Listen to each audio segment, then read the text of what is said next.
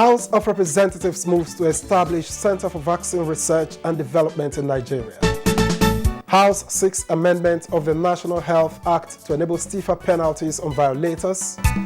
And House investigates importation and sale of adulterated petrol. Hello and welcome. I am Victor Azu.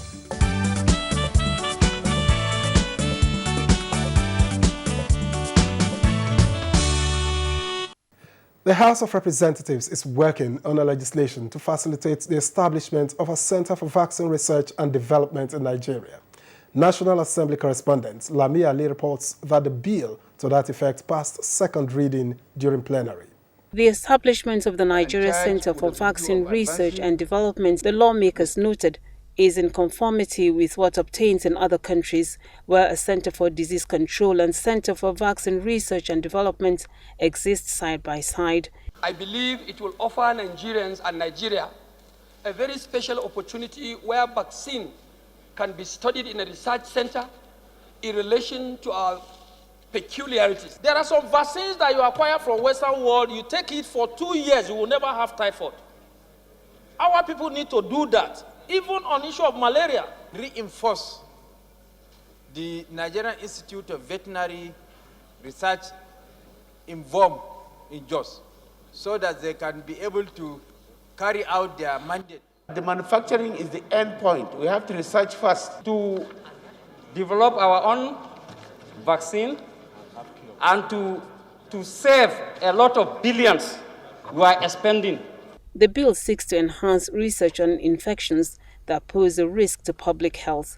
Other bills passed at second reading include the Constitution Amendment Bill to review education qualification for certain elective positions and the bill sponsored by Representative Ahmed Jah Babao seeking establishment of Federal University of Agricultural Technology in Damboa, Borno State, just as the bill to establish Federal Polytechnic Koko Delta State from Representative Thomas Ireitomi was considered. Among resolutions adopted is the call from Morena Ajibola on the need to rehabilitate the Ido-Igongon Road in Oyo State and the motion from Abdullahi Halims urging investigation into accidents involving trucks belonging to Dangote Industries in Ankpa, which resulted in casualties. It's one of the major highways in the country, which connects the southwest with northwest and north central, as well as links Nigeria to the Federal Republic of Benin. Call on the Federal Road Safety Corps to intervene and ensure road safety compliance by Dangote Industries Limited. The motion from Chukwu Kaungima appealing for assistance to victims of a fire from a failed truck along Onitsha Owerri Road was also adopted.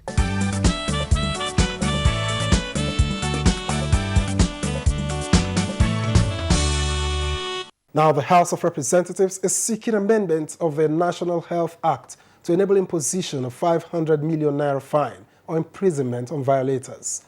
The bill has passed second reading.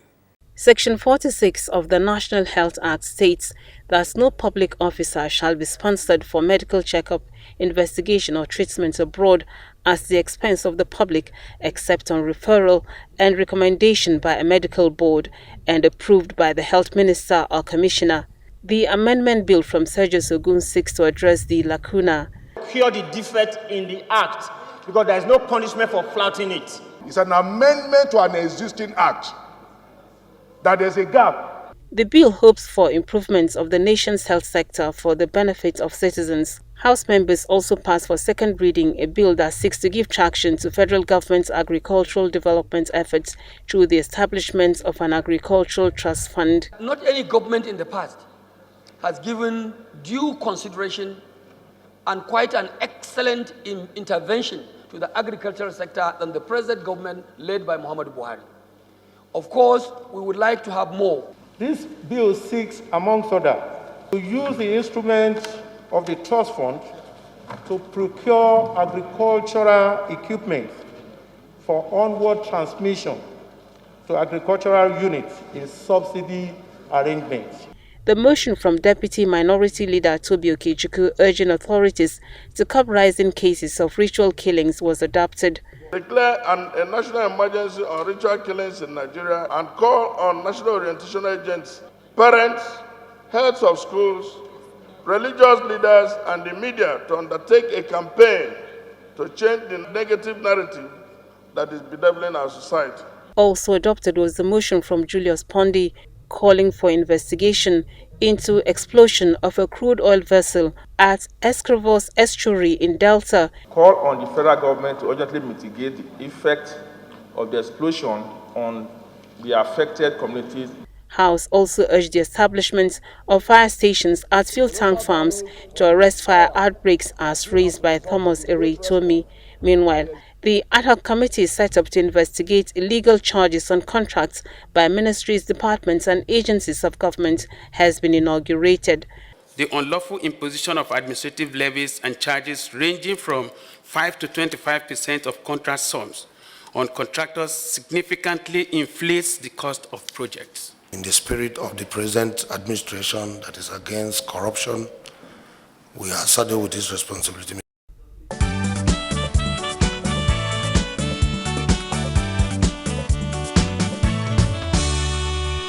And the House of Representatives has resolved to investigate the recent importation, release and sale of adulterated petrol across the country. House Chief Whip Mohammed Tahir Monguno raised the issue as a matter of urgent public importance during plenary. The economic cost of the adulterated fuel on Nigeria and users is of concern to the lawmakers as they wondered how it was imported and distributed. To import petroleum products has become a war that we have to win. Why? It means the system is completely compromised. There are almost 11 checks before a petroleum product gets to the filling station. The oil was imported from Belgium. If we know the source of the oil and we know the company that brought it in, what are we waiting for? My question now and my argument is that what has NNPC done in the last 72 hours? The importation of adulterated fuel into the country has become a recurring decimal in this country. And this is purely as a result of the fact that as one of the major oil producing nations, over the years we neglected our refineries by not constantly embarking upon turnaround maintenance, issues of corruption and what have you. Our refineries are now in a state of comatose. As a result of that, we resorted to importation of fuel with all its attendant national security and economic implications into the country. And as a result of this importation of adulterated fuel, Nigerians have gone through untold hardships. People have lost their means of livelihood because a typical family man who has the taxi as his means of survival, because of the consumption of this adulterated fuel, his car has broken down. He no longer has a means of survival. It's an untold hardship that was unleashed on Nigerians. And as such, as a house that is responsible and accountable to the yearnings, aspirations and concerns of the people, we have to go to the root of this ugly scenario and nip it in the bud so that it will not repeat itself, and then shield Nigerians from the untold hardships that this type of problem is unleashed on them, purely as a result of act of omission or commission on the part of an agency or individuals within agency failing and or neglecting to perform their statutory duty. So we have called upon the relevant committees of the House, that is the Committee on Upstream and Downstream Sector, to thoroughly investigate the circumstances leading to the importation of this adulterated fuel, whether there is an act of omission or commission on the part of an agencies of government or individuals within agencies of government of failing and or neglecting to perform their duty that brought about this problem, and then appropriate sanctions be recommended so that punitive measures have to be taken, heads have to roll, and even criminal prosecution will not be spared, because innocent Nigerians have lost their means of livelihood.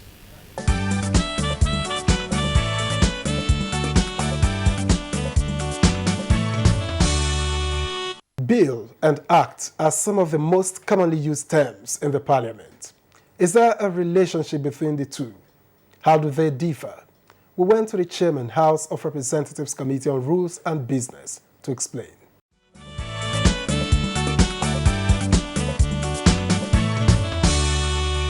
A bill is the proposal. Normally,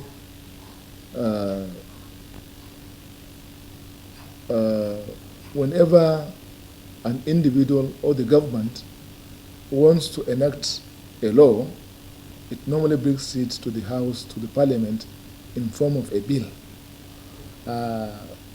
As long as it has not been passed and assented to, it is called a bill.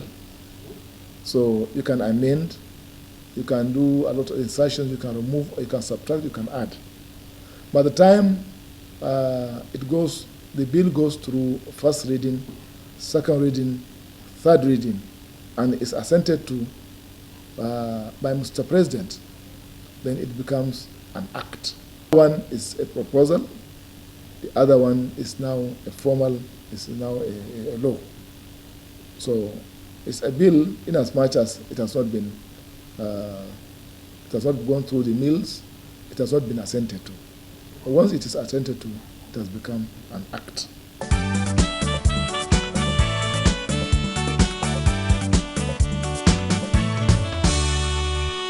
The House of Representatives has passed for second reading a bill to establish the National Youth Service Corps NYSC Trust Fund. Well, we have been speaking with the Deputy Chairman, House Committee on Youth Development, to get a better understanding of how the funds will be generated and administered, among other issues.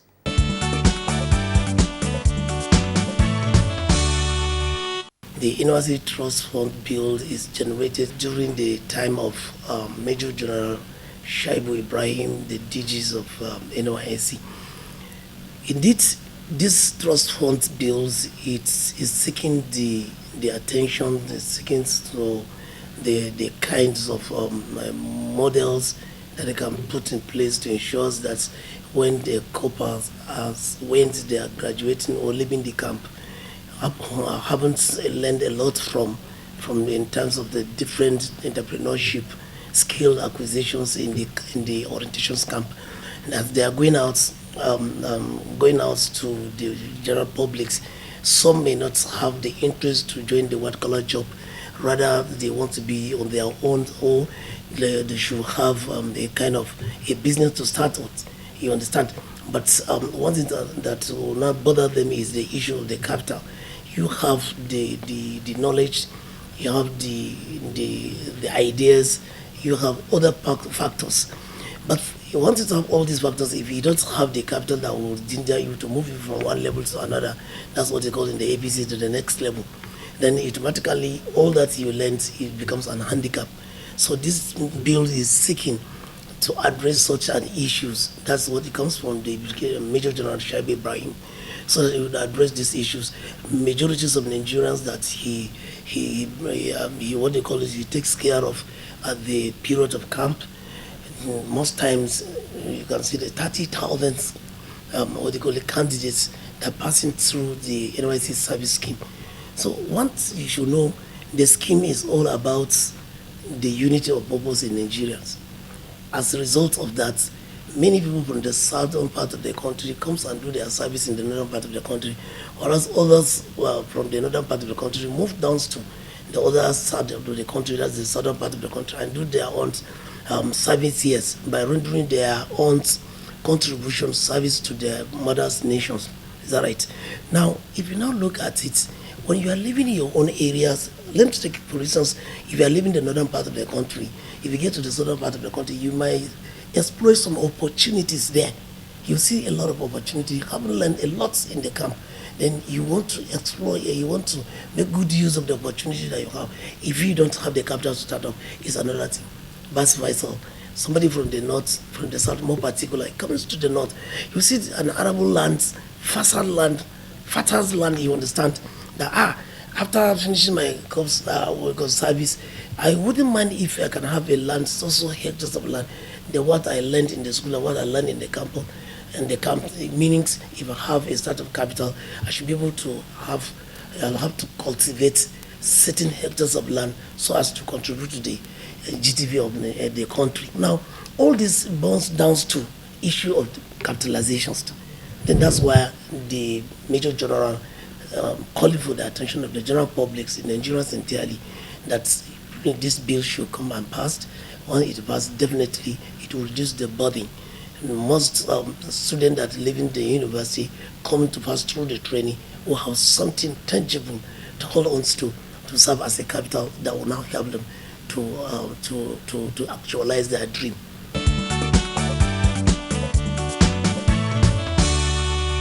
The bill has passed the second reading. Now we are preparing for the public hearing. All agree that we are going to write a letter to concerned citizens, the stakeholders, all the security agencies, all the political parties, all the governors in Nigeria, NGOs, so many dimensions. We want to call their attention so that they can come in and key in with their own interests, to come and submit their papers. Let them come so we can put us together and brainstorm to come up with a clean copy that will be taken to presidency for our assent. However, I want to tell you that as it is the leadership of the National Assembly, I have key interest of passing this bill because the need of the bill is for the benefit of Nigerians.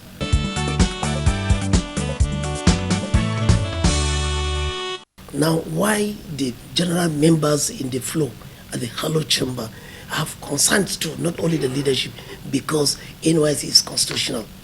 NYSC has its structures. NYSC does not have a bias of which family you come from, which tribe, neither which religions you are. Whoever is in the NYSC, what you are attend to, automatically you are entitled and you are due for, then you'll be given. That's the main reasons why members of the colleagues, our colleagues, members of the floor, they're all accepting with good hearts that this is the bill that they have interest on.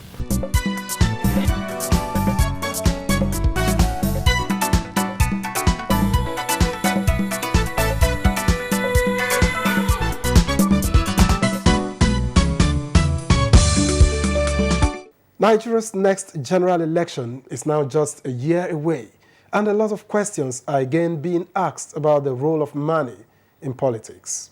What do the ordinary people think? We went to the streets to find out. Education is very important. Now, our level of electoral education is very poor in the country, being that people think everything is about money. That means social orientation must change. We will see that lately the agency that is concerned with the National Orientation Agency has been very quiet in this country. They're supposed to be giving out information, educating people on the use of money politics. Our religious bodies, opinion leaders, community leaders, and the rest can also be engaged to reach out to the populace so that they will understand the use of money politics. There are a lot of good people around, but the thing is, most of them don't tend to have money like the bad people. So in my opinion, we have to make our laws work. We have beautiful legislations around. We have to enforce them, make our political parties accountable. You cannot make the payment, the buying of forms, you cannot make it too exorbitant so that people, good people with good intentions cannot run or cannot afford to pick up forms, nomination forms. If you look at our society, I think one of the last election, there was a political party that their flag bearer, you have to pay 26 million to get there. So how many people can actually afford that money? 26 million. Now, some lecturers are good, some teachers, some market women are good, but how can they even come with 200,000 for the flag from the nomination form. INEC as an institution that conducts every election in Nigeria here has to be fully involved in ensuring that equal treatments are given to all contestants. The emphasis of money in obtaining form. The cost of obtaining form in Nigeria in any of these political parties is very, very expensive.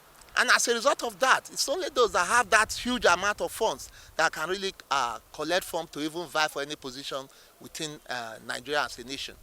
So for this reason, if we must de-emphasize money in Nigerian politics, every political party is supposed to be subjected to giving out free form for candidates that want to contest any election. We should encourage independent candidacy.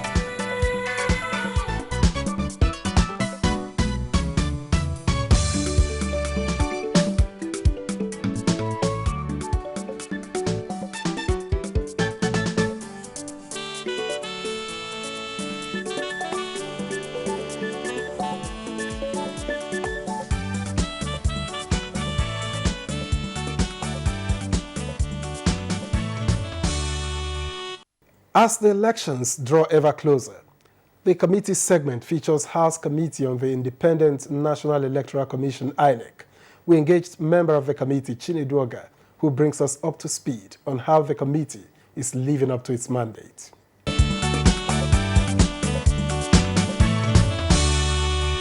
We have done our fact for the amendment of electoral law, which the committee as a whole have passed, which the leadership and the House have passed and been transmitted to the President for assent. So we try our best to do what the people want us to do.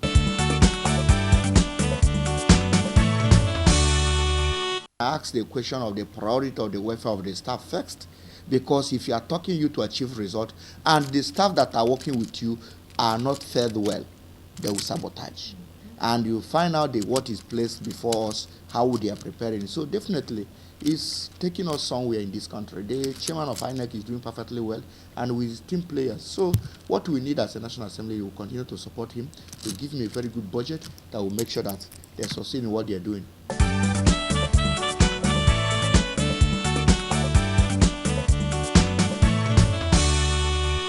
Indeed, the support of the legislature is crucial to the functions of INEC. And ours is to wish the House Committee on INEC the very best in its assignment, especially as 2023 beckons. And that's been You and Your Reps. We thank you for watching. I am Victor Azu. Join us again.